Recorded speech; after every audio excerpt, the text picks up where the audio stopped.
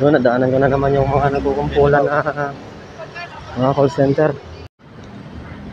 So yun mga lodi, naglalakad pa rin tayo, ano.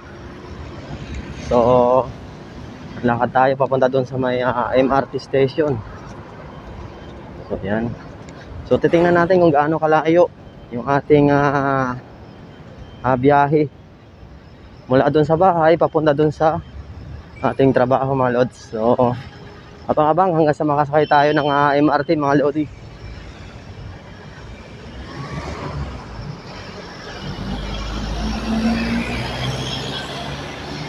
Yo, nandito na tayo sa may Trinoma mga lods.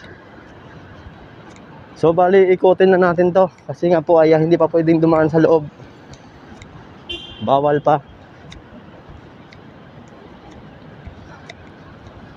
Kaya ikutin natin. Siguro mga lakad dito mga 20 minutes. Mula doon sa bahay hanggang sa MRT station mga lodi. So yun, nandito na tayo, naglalakad na naman. Malapit na yung MRT mga lodi station na yun. Yan. So lakad-lakad lang tayo. Aakyat tayo dun sa kabilang hagdan mga lods. Doon sa kabilang hagdan na yun. Aakyat tayo.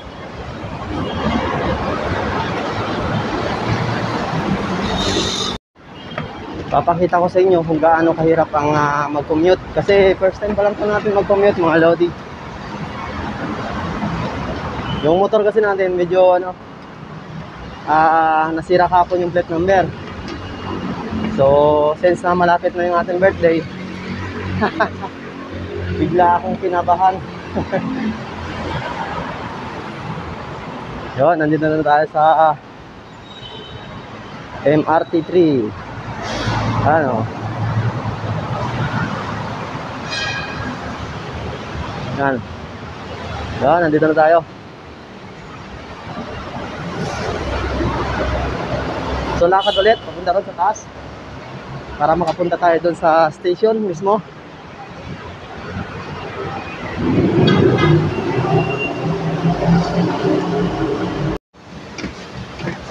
Pagdating dito, pila pa. Yan o.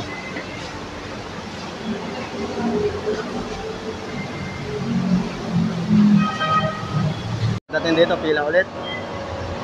Pipila ka na nga doon sa may anuhan ng mga bag. As dito, pipila ka ulit. Maladi. So bayad na tayo.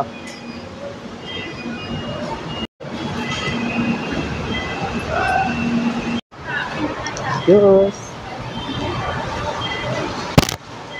Yun. Pakakuha mo ng ticket mga lods. Ay, isasalang mo na to rito. Ano?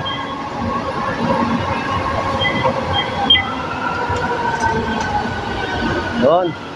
Okay na. Nakakuha na tayo ng ticket. So dito tayo sa mga holian, you know.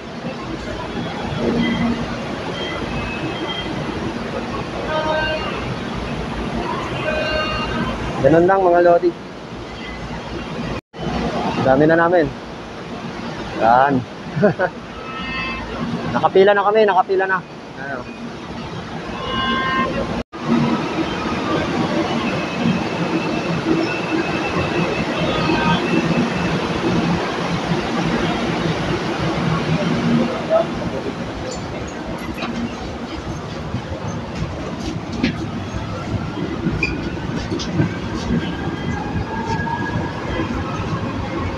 Yun, nakasakay na po tayo ng MRT station.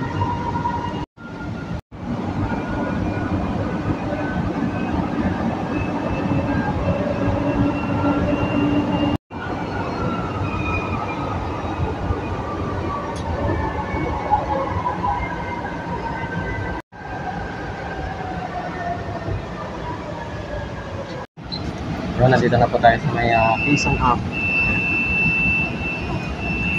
So, nakalagpas pa tayo ng isang station mga lodi. Yun, nasa JME na po tayo. Yun, JME station. Dito po yan sa may JME 7. Yan, talagang pinili ko dito sa may labas ng sa may gilid ng pintuan para po makakuha tayo ng counting view mga lodi. Yan, so habang papalapit tayo dun sa ating trabaho, yan. Kaya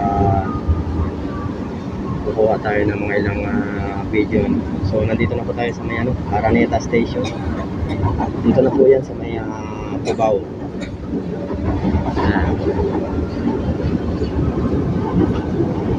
Yan, mamaya mapupuno ka rin. Baka nga puno na yan ngayon mga lodi.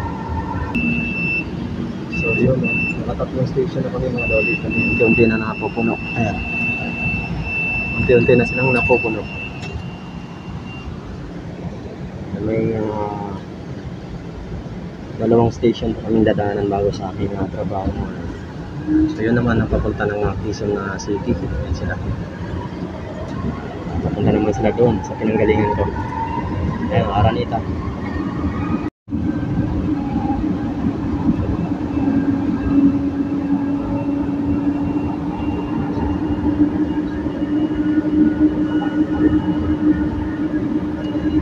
Sabi yung takbo mga lodi, 100 kph. Bilis.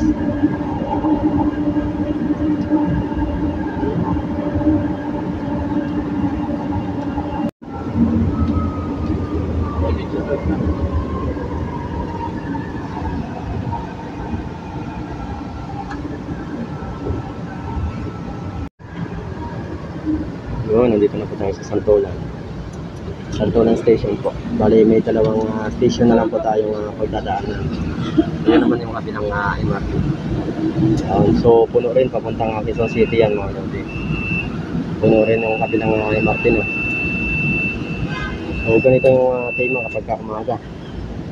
So mamayang hapon po titingnan natin kung ano yung magiging kalagayan natin pagka ako commute. Ayan. Oh, nandito na po tayo sa may Ortega Station mga lods. Yan, mabutas yan. Diyan ako dumadaan mga lodi kapag papasok ako.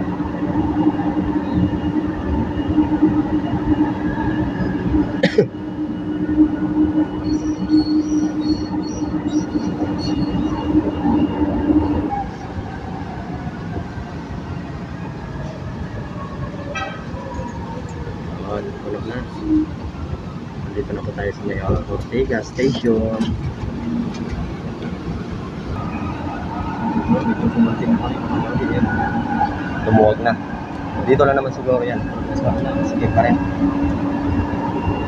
So last station na po para sa atin.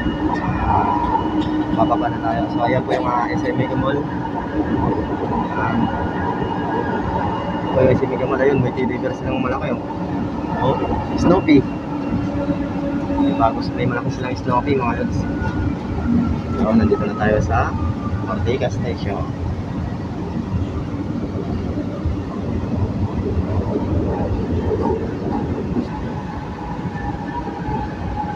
Yan, dito na tayo sa Mission Boulevard mga lodi. Sorry pala doon sa huling sinabi ko na Ortega Station. Mission Boulevard na pala to. sorry, tawa lang. Doon naman yung iba, patawid naman sila doon. Gaapang sila ng papunta doon sa Quezon City. Ayan o, puno-puno pa.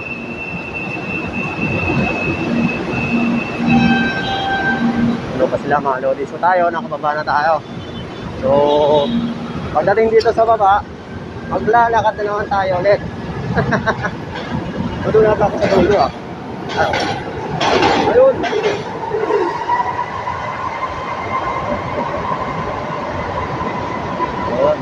Oops, huwag magunahan, lahat makakakain.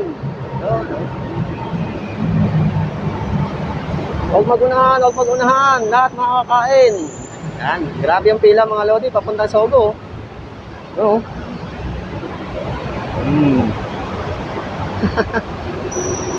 Kala ko nawala yung gift card ko. Babayad ulit tayo ng 20 pesos.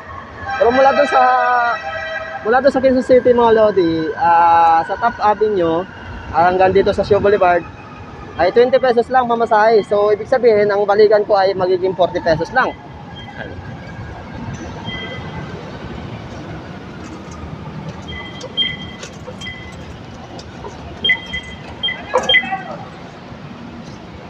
Yan. Diba nakapila naman yan papunta dun sa kabila, kaliwaan yan mga lods. Yun, nandito na tayo sa babaan ng papuntang ating trabaho mga lods. Ano, dati may mga paninda pa to, pero wala pa rin pinagbago. Dito may mga stall. Yan, siguro mamayang hapon maganda to kasi maraming paninda rito mga lods. Ngayon kasi ang aga. So yun, pagkatapos mong tumaas, bababa ka na naman ulit ngayon. Yan. Yun. Bababa na tayo. Yun, lakad na naman tayo ulit mga lodi. Yan. Oh. Yun mga lods, oh. Time check, 5:30. Kunti lang naman diferensya pala, ano. Kunti lang diferensya nung nagbabiyahe tayo mga lodi. Kailangan mo lang mag-adjust. Sa ngayon, nasasabi ko ay okay pa naman ang pag-commute dahil gawa ng malamig yung panahon. So hindi siya masyado mainit, pero pinagpapawisan pa rin ako. Dahil siguro sa paglalakad. So, lalakad pa tayo ng konti, papunta doon sa ating trabaho. Siguro mga 5:45 tayo makakarating doon. O 5:50. So, pwede pa. Yun. Ang dami ng paninda, oh. Ang namumulaklak na yung namumula na yung mga tindahan, mga lods. Lalo-lalo na to. Ano? Oh. Ano? Tulakad lang po tayo.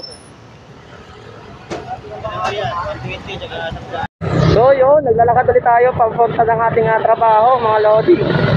Yan. So lalakad pa tayo ng mga araw na 10 minutes. Ano?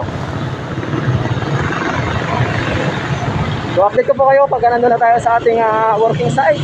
Bye bye! Peace out!